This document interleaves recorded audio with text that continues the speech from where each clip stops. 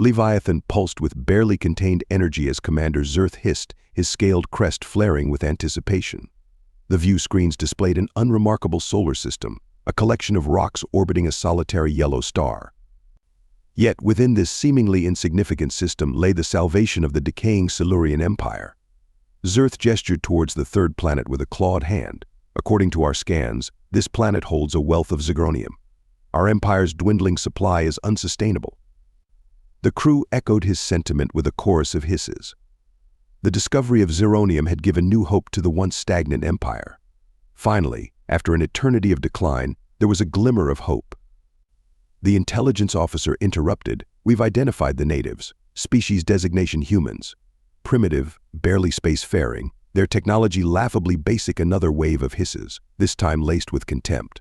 Decades of infiltration had revealed a divided, stagnant race, their planet ripe for conquest. On an unmonitored frequency, a human transmission pulsed. "Fleet Admiral Vance here. Looks like the lizards are falling for it. Phase 1 is a success, boys. Time to bring out the welcome committee." A dry chuckle followed. Humans understood deception well, it seemed. Zerth slithered forward. "Target the primary settlements, subjugate any resistance. The resources of this world shall be ours." The Silurian hunger for power was visceral, but it was blinded by pride, a weakness the humans were about to exploit ruthlessly. As Leviathan moved into high orbit over the third planet, the trap was set. There was nothing to suggest the ambush awaiting them. The human cities appeared as pathetic as intelligence had projected, their defenses flimsy and laughable. "Commander," multiple ship signatures manifesting from nowhere. The intelligence officer's voice hitched in surprise. They were cloaked, Zerth's crest flattened in shock. Hundreds of sleek warships, previously unseen, materialized from the void, their guns trained on the Silurian fleet. The bridge erupted in pandemonium. "Open fire. Eradicate them," Zerth roared. The mighty cannons of Leviathan erupted, beams of searing energy lancing towards the human ships. Yet something was off. The human vessels darted between the blasts with impossible agility, their shields shimmering in defiance. The proud Leviathan, a juggernaut among warships, suddenly felt ponderous and clumsy. "Their ships are too maneuverable," an officer shrieked. Indeed, the human fighters danced around the lumbering Silurian fleet, unleashing precise strikes that bypassed the dreadnought's heavy armor. Tiny, mosquito-like vessels latched onto the hulls of the capital ships, breaching and venting precious atmosphere into the void. "They're using some kind of teleportation technology," gasped the intelligence officer, his voice trembling. He wasn't wrong. Human ships vanished right before the Silurian eyes, reappearing to deliver devastating blows from another angle. Amidst the chaos, a cool, measured voice cut through the calm chatter. "Admiral Vance here. Welcome to Earth, Commander. Hope you're enjoying the reception." Zerth felt a surge of rage as the human fleet admiral's smug transmission taunted the reeling fleet. This wasn't the simple conquest he'd been promised. It was a slaughter. "Launch escape pods," Zerth commanded, his voice thick with bitterness. The pride of the Silurian fleet torn to shreds, left to plummet as fiery wreckage under the world they'd sought to dominate. Yet Zerth knew the devastation was reciprocal. Each Silurian pod shot down meant more resources lost, a deeper wound in their weakening empire. As his own pod ejected from the dying Leviathan, he glanced back at the blue marble below, at the planet teeming with a species far more formidable than they had ever imagined.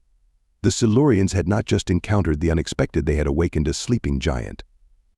The impact jarred Zerth back to grim reality as his pod crash landed in a dense green wilderness. He had to get back, warn the Empire of their miscalculation. This was not the dying race of their reports. Tasting deception as bitterly as the dirt in the air, his survival instincts kicked in.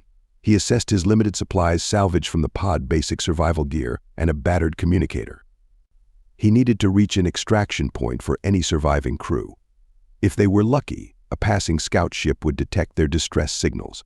He pushed thoughts of the ravaged fleet and their countless dead to the corner of his mind. Suddenly, a strange whirring sound sliced through the alien quiet of the forest. He ducked behind a rotting log. Was it wildlife? No, something far more technological was approaching. A sleek, disc-shaped drone hovered into view, its camera-like eye pivoting as it surveyed the crash site. Zerth's blood ran cold. A human scout. He knew discovery meant either death or capture, interrogation, and the potential unraveling of the Empire's remaining secrets. He sprinted through the undergrowth, the drone following in relentless pursuit. The trees thinned out, replaced by the stark gray of metal and concrete, the ruins of some kind of human structure. A desperate idea formed in his mind. He burst through an opening, skidding to a halt in a vast chamber with a collapsed ceiling letting in slivers of sunlight. With a roar, the drone swooped towards him, a blinding flash at its center, likely an energy weapon about to discharge. Zerth hurled himself into the shadows at the edge of the room. The energy beam cut through the air, searing the spot where he'd stood moments before. But there was another sound now, a low, ominous rumble. He looked up in time to see a massive piece of the ceiling give way, crashing down on the drone, pinning it beneath tons of rubble. Now weaponless, it was nothing but a twitching, vulnerable machine. A surge of exhilaration coursed through Zerth, tinged with disbelief. Had he outsmarted the humans, or was this merely a stroke of luck? He circled the rubble warily, seeking a way to disable the drone permanently. If he could take it back to a Silurian outpost, perhaps they could extract information from its systems. A rhythmic beat broke his concentration. His communicator was flashing a distress signal from other survivors. His crest rose in renewed hope. Maybe all was not lost. He followed the signal, pushing through thick alien foliage with newfound caution. Minutes later, he reached the signal source, a clearing where 3 other Silurians knelt with their hands bound, a squad of humans standing watch. Weapons slung casually across their backs, they hadn't even bothered to blindfold their prisoners. Such arrogance seemed characteristic, though now Zerth understood it as justified confidence. A tall human female, her uniform pristine compared to the mud-spattered Silurians, stepped forward. "Fancy seeing you here, Commander," she said, her voice laced with cold amusement. Zerth hissed. "Don't assume this is over," he recognized her from intercepted transmissions. Intelligence had failed spectacularly. This woman was not a minor leader, but evidently a high-ranking officer. The human tilted her head. "Actually," she purred, "I think it is. You underestimated us, Commander.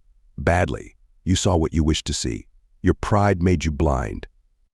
A wave of shame washed over Zerth. The human was mercilessly accurate.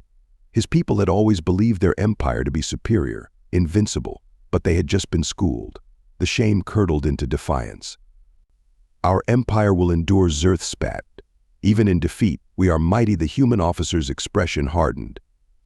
"You think this is defeat? This is barely a setback. We are everywhere, Commander. Among your stars, on your listening posts, whispering in the councils of your highest lords. You never even saw us coming." Her words struck a chill deeper than any weapon. They had been infiltrated, weakened. This was a war fought long before cannons clashed in orbit. The Silurians had been outmatched from the very beginning. He surveyed the kneeling Silurians, his crew once so proud, now utterly broken. "Transport is waiting," one of the human guards interrupted, gesturing towards a strange, angular craft hovering at the edge of the clearing. The officer gestured to Zerth and his crew. "Load them up. We've got a long interrogation ahead." As they were marched towards the craft, Zerth cast a final look at the lush, vibrant world. He had arrived a conqueror, convinced of his superiority.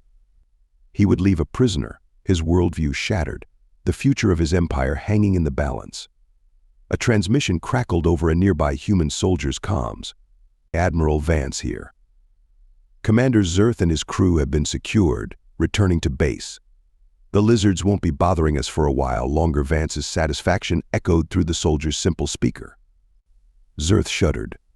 The human admiral was probably right. Even if the Silurian Empire survived this debacle, even if they rallied, the wounds would be deep. Humanity had not just won a battle, they had broken the unbreakable spirit of their would-be conquerors. As Zerth and his crew were confined to cramped cells aboard a human vessel, a far cry from the expansive corridors of a Silurian dreadnought, it was a stark reminder of the shift in power. The days blended into one another, measured by the bleak routine of interrogation sessions. The humans weren't physically brutal, they didn't need to be. They had a different kind of weapon information. With unnerving efficiency, they outlined the extent of their infiltration into the Silurian Empire, compromised commanders, sabotaged supply lines, whispers of rebellion sown among restless colonies. The picture they painted was of an empire slowly crumbling from within. "What is your goal, Zerth?" asked his interrogator, a young, unremarkable-looking human named Lieutenant Carter. Carter shrugged. "Survival, mostly. You lot tend to be the conquering type. But here's the thing, Commander, we don't want your territory or your fancy battleships. We just want to be left alone." His eyes held an intensity that belied his casual demeanor. "And if we are not inclined to do so," Zerth arched his crest defiantly. "Well then," Carter smiled thinly, "today's victory was just a demonstration. We've got a few more tricks up our sleeves if you want to make this interesting." The days that followed were a strange limbo.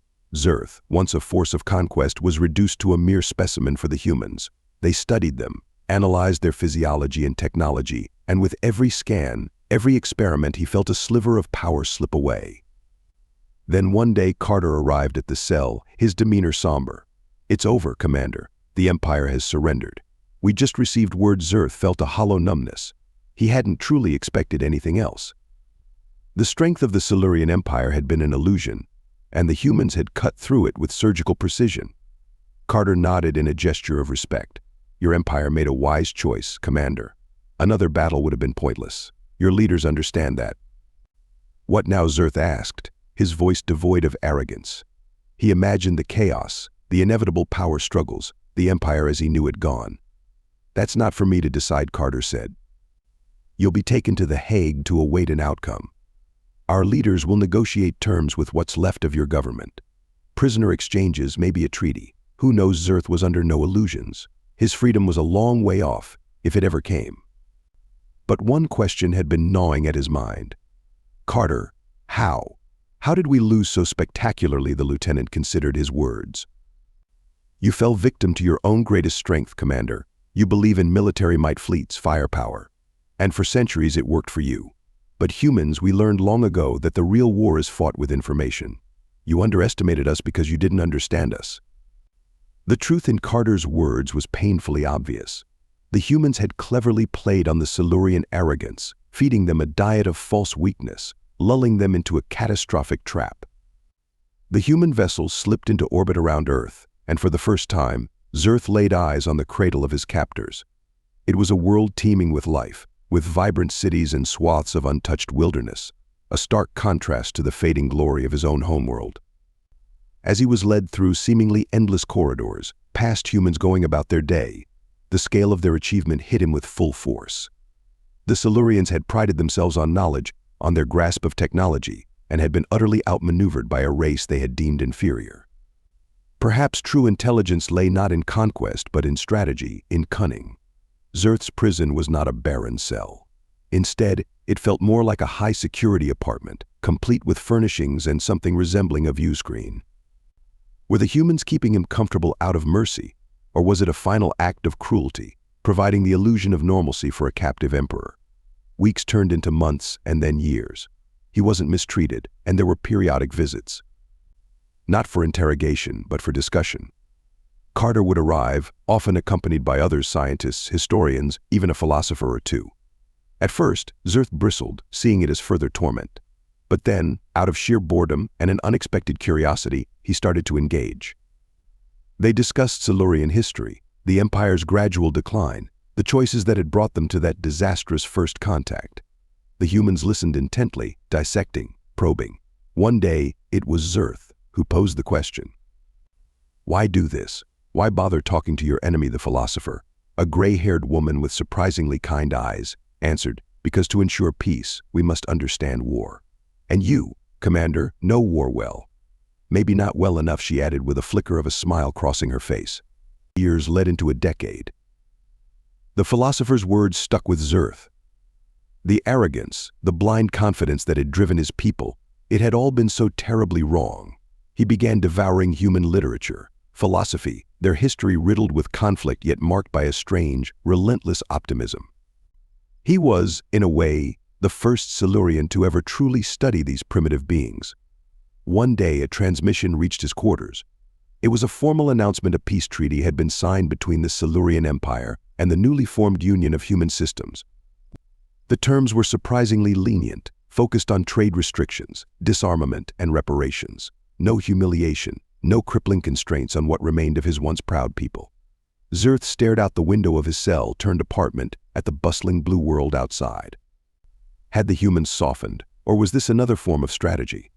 He never got his answer, because the announcement contained another bombshell: he was to be released, not as a returning hero, but as an emissary, a liaison of sorts for his battered empire. The human transport that carried him home was nothing like the mighty vessels of his past. It was small, efficient, a stark difference that echoed the shifting power dynamic he'd finally begun to grasp. His homecoming was muted.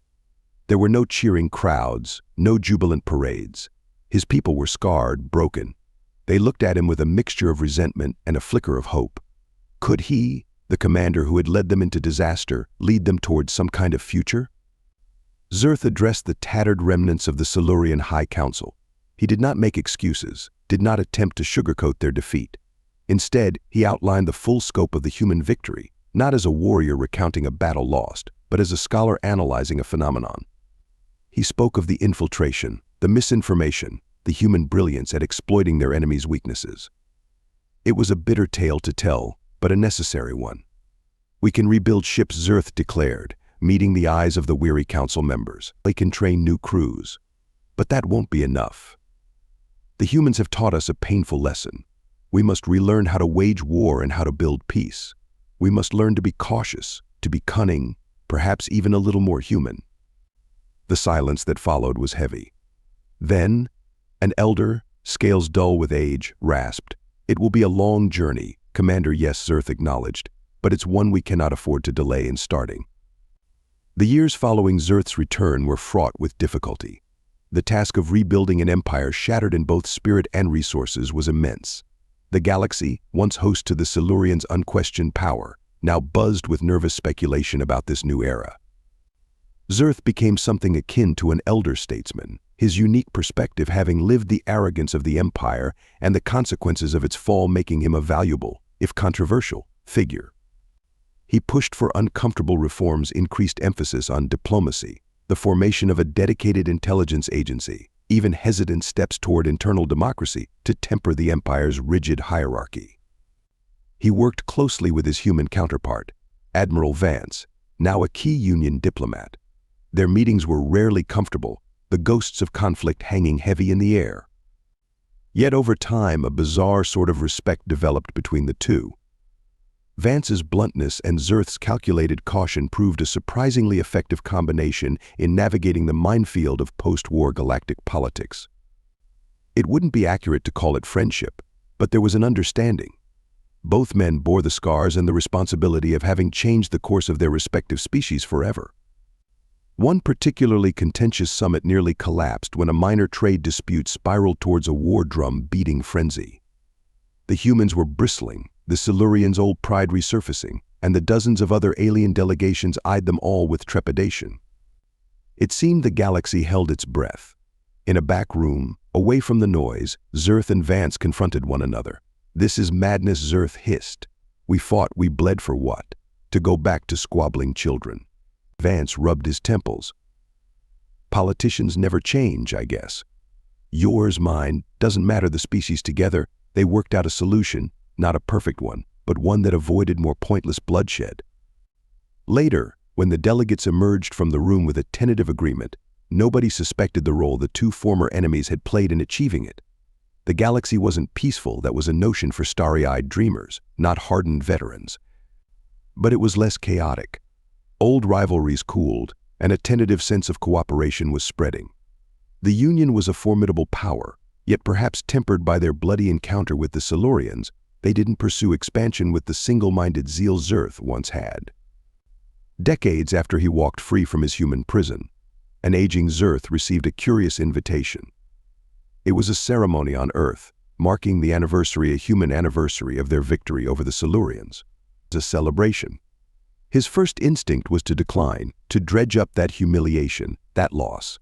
Yet curiosity won over resentment. He attended, garbed in the formal attire of a Silurian ambassador, not the armor of a conqueror. The ceremony was not a boastful display as he'd feared, but a somber one. Humans laid wreaths for fallen comrades. Speeches were made about the cost of war and the value of peace. And then Vance took the stage. The Admiral was older too, his hair gone silver, authority etched on his face. He didn't gloat. Instead, he spoke of Zerth not as a defeated foe, but as a partner in an uneasy alliance. An alliance, he stressed, that had made the galaxy a marginally safer place. As the ceremony ended, Vance approached Zerth. He held out his hand. "Thank you for coming, Commander Zerth." After a long moment of hesitation, clasped the human's hand.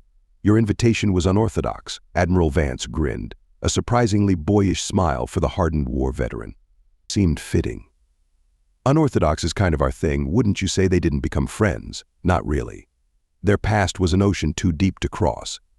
But as Zerth left Earth that day, he felt a strange sort of peace. The Silurians had lost much, but perhaps not everything. Their fall from grace had been brutal, but it might just have been the salvation their empire desperately needed. If you enjoyed this story and want to support us, please leave a like and subscribe to our channel. For every comment that says we will heart every single one of them. Thank you for your time.